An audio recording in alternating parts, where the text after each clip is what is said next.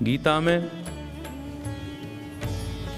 भगवान कृष्ण ने अर्जुन को उपदेश दिया युद्ध के मैदान में। अर्जुन ने युद्ध करने के लिए मना कर दिया कि मैं युद्ध नहीं करूँगा। सामने मैदान में अपने गुरुजन, आचार्य, पितामह, भाई बंधु को देखा तो अर्जुन के मन में मोह पैदा हो गया, संशय आ गया कि इन सबको मारकर अगर हमें राज्य मिल भी गया तो ऐसे राज्य का हम क्या करेंगे, हमें पाप लगेगा, हम नरक में जाएंगे। अर्जुन ने युद्ध करने से मना कर दिया। तब भगवान श्री कृष्ण ने अर्जुन को उपदेश दिया। उस उपदेश में भगवान ने मुख्यतः 3 कर्म योग, ज्ञान योग, भक्ति योग के बारे में बताया कि इनके द्वारा मैं सुलभ हूँ। कर्म योग के द्वारा मुझे प्राप्त किया जा सकता है, पर कर्म योग में भगवान ने कुछ शर्तें लगाई कि कर्म योग सिद्ध कब होगा, जब हम अपनी मन और इंद्रियों को काबू में कर लेंगे। जब तक हमारा मन और इंद्रियां काबू में नहीं होंगी तो कर्म योग सिद्ध नहीं हो सकता। तो मेरे प्रेमियों, मन को बांधना, मन को बस में करना असंभव है। बड़े बड़े ऋषि, महर्षि इसको बस में नहीं कर पाए और ना इंद्रियों को काबू में कर पाए।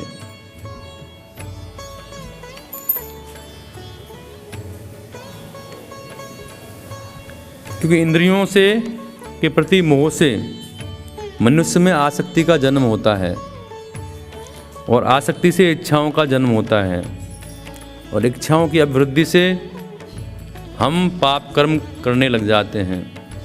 अगर उसमें सफलता नहीं मिलती है तो हमें क्रोध उत्पन्न हो जाता है। हमारा मन कुछ करने का किया, उसमें हमें सफलता नहीं मिली तो हमें क्रोध आ जाएगा और क्रोध से मेरे प्रेमियों सम्मोह का जन्म होता है और सम्मोह से स्मृति भ्रमित हो जाती है और जब स्मृति भ्रमित हो जाती है तो विवेक का नाश हो जाता है। फिर मनुष्य धर्म अधर्म सबको भूल जाता है, पाप पुण्य का चिंतन नहीं कर पाता। ऐसी स्थिति में उस मनुष्य का पतन हो जाता है। इसलिए भगवान कृष्ण कहते हैं कि तू मेरा शिष्य बन जा। अर्जुन से कह रहे हैं भगवान कि तू मेरा शिष्य बन जा, तू मेरी शरण में आ जा, मैं तेरी रक्षा करूँगा। तू अंतर्यामी ईश्वर की शरण में चला जा, यही गहन ज्ञान है। तो भगवान ने अर्जुन को कर्म योग के बारे में बताया कि कर्म योग से मुझे प्राप्त कर सकते हो, बस पर कर्म योग सिद्ध कब होगा, जब हमारी मन और इंद्रिय हमारे काबू में होंगी और वो असंभव है। मन को काबू में करना असंभव है।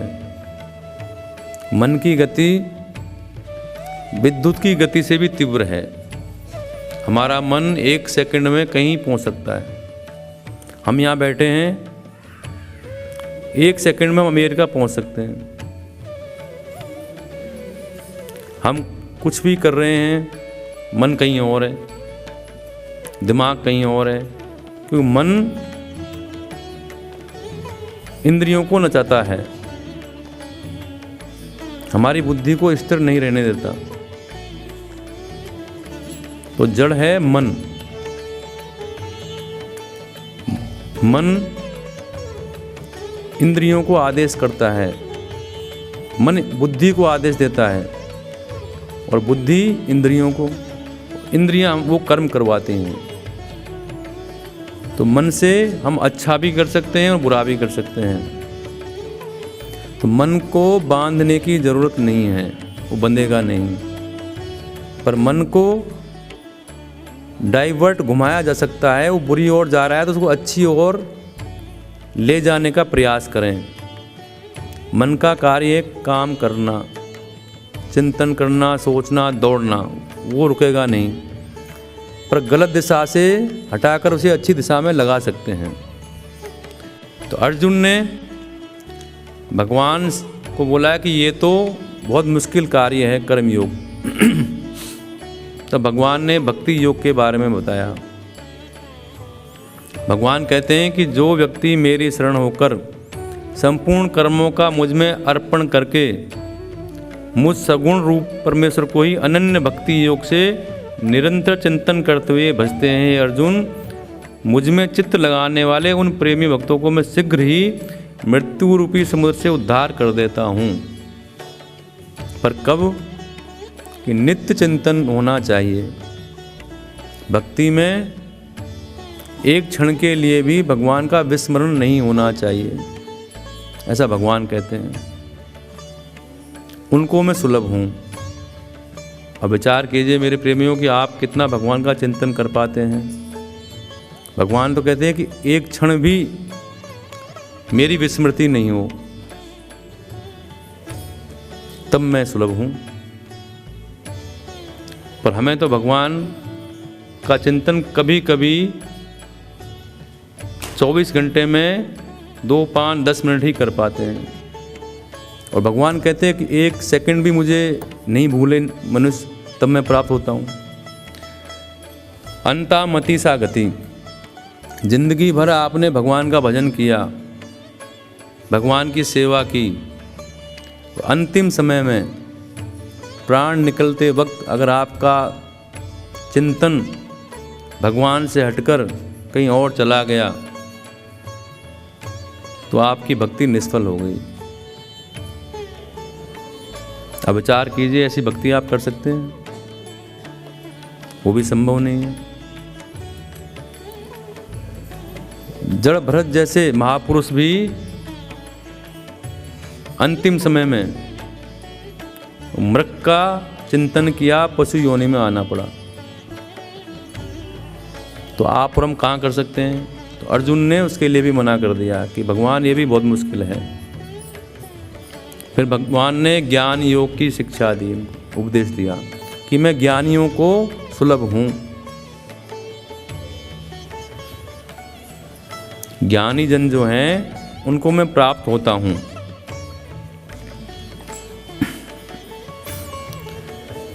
अब ज्ञान योग क्या है? भगवान कहते हैं कि समता ही योग है। समत्व भाव में ही परमात्मा स्थित है। जिसमें समत्व भाव प्रकट हो गया, मानो उसने जगत पर विजय प्राप्त कर ली। समत्व भाव क्या है? कि सिया राम में सब जग जानी, करहूँ प्रणाम जोर जुग पानी। सब में परमात्मा को देखना, हर चीज में परमात्मा के दर्शन करना, वो ज्ञान है। पर हमारे अंदर तो ना राग, द्वेष, ईर्ष्या बसी हुई है। हम मनुष्य में मनुष्य को नहीं देख पाते तो भगवान को कहाँ देखेंगे? जो प्राणी दुख, हानि, जय, पराजय, अपमान के क्षणों में विकल नहीं होता, सुख, लाभ, जय, सम्मान पाकर हर्षित नहीं होता, वो ज्ञानी है। घर में आग लग गई तो दुख नहीं, महल मिल गया तो सुख नहीं, खुशी नहीं, वो ज्ञानी है। अब मेरे प्रेमी हमारे तो अगर 1000 रुपये का नुकसान भी हो गया तो दिन भर हम खाना नहीं खाएंगे, और कुछ मिल गया तो खुशी का ठिकाना नहीं रहेगा। तो भगवान ने ज्ञान के बारे में बताया कि ज्ञान योगी संसार से संबंध त्याग कर अपने स्वरूप में स्थित होता है, और कर्मयोगी अपने को संसार की सेवा में लगाकर भगवान का अनुभव करने के लिए निष्काम भाव से कर्म करता है। तो ज्ञान योग भी कठिन है।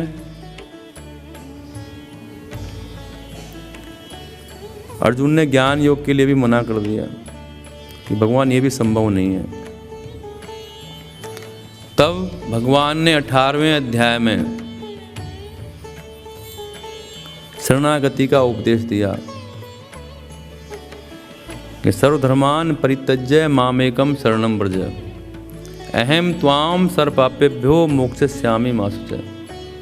भगवान कहते हैं कि हे अर्जुन, तू कर्म योग, ज्ञान योग, भक्ति योग सबको छोड़ दे, तू मेरी शरणागति स्वीकार कर ले। भगवान कहते हैं कि सर्वधर्मान परित्यज्य, सभी धर्मों का त्याग करके मामेकम शरणम व्रज, सिर्फ मेरी शरण स्वीकार कर ले। मामेकम, एकम ने एक की, भगवान ने कहा है कि सिर्फ मेरी शरण स्वीकार कर, सभी धर्मों का त्याग कर। धर्म कौन सा धर्म? तो धर्म तो एक ही है। उपाय धर्म यहाँ पर बताया गया है कि उपाय धर्मों का त्याग करके क्या लाभ है, क्या हानि है, क्या सुख है, क्या दुख है, सब तर्क वितर्कों को त्याग कर मेरी शरण स्वीकार कर। अर्जुन बोले फिर क्या होगा? तो भगवान कहते हैं कि अहम त्वाम सर्वपापेभ्यो मोक्षयिष्यामि मा शुचः, मैं तेरे सारे पापों को नष्ट करके तुझे मोक्ष प्रदान करूंगा। तब भगवान ने ये बात बोली, अर्जुन ने भगवान की शरणागति स्वीकार की और युद्ध करने को तैयार हुए। तो मेरे प्रेमियों, इस युग में हम गृहस्थ में रहते हुए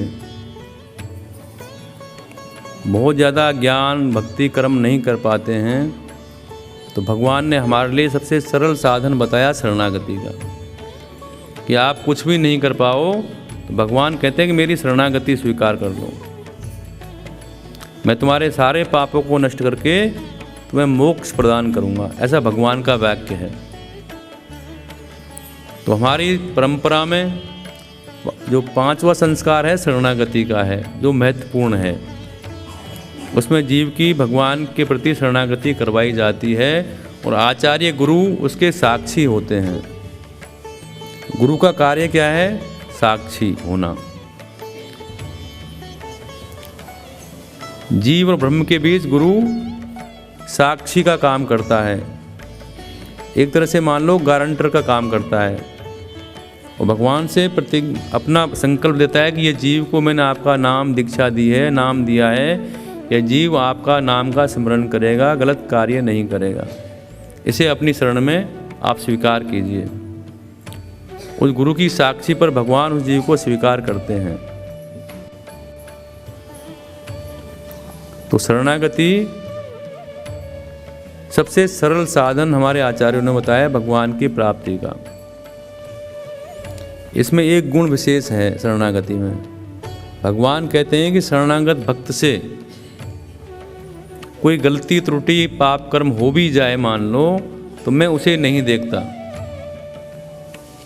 जैसे छोटा अबोध बच्चा कोई गलत कार्य करे,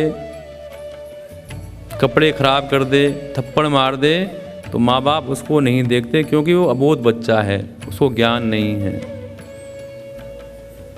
इसी तरह भगवान अपने शरणागत भक्तों का दोष भी नहीं देखते, पर कब? जब हम शरणागति स्वीकार उनकी करें मन से, खाली बोलने से नहीं कि हम आपकी शरण में हैं। भगवान ने 3 कंडीशन लगाई है शरणागति में भी। पहली शर्त है सर्वधर्मान परित्यज्य, सभी धर्मों का परित्याग। उपाय धर्म क्या, अच्छा बुरा, तर्क वितर्क, लाभ हानि जो भी है उसका विचार नहीं करना, पहली कंडीशन। दूसरी कंडीशन भगवान लगी मामेकम शरणम व्रज, मेरी शरण स्वीकार कर। तीसरी भगवान ने शर्त लगाई माँ शुचः, आखिर में आता है मतलब संशय, इसमें संशय नहीं कर। अगर आपके मन में संशय रह गया तो शरणागति नहीं है।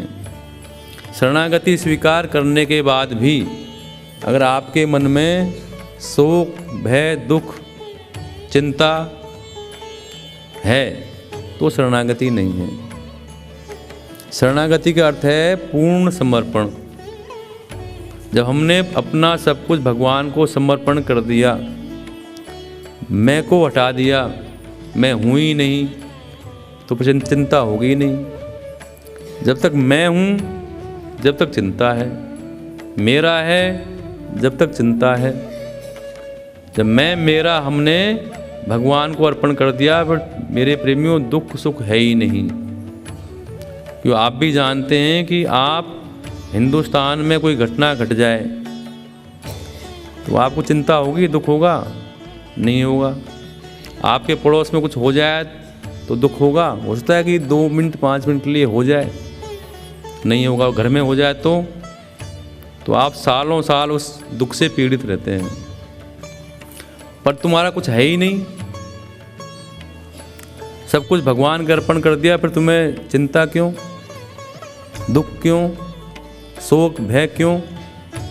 फिर भगवान हमारे परम पिता हैं, जिनको हमने शरणागति की है वो जाने, हम उनके हैं वो हमारे हैं, ऐसा भाव हो जाना चाहिए। वही शरणागति है।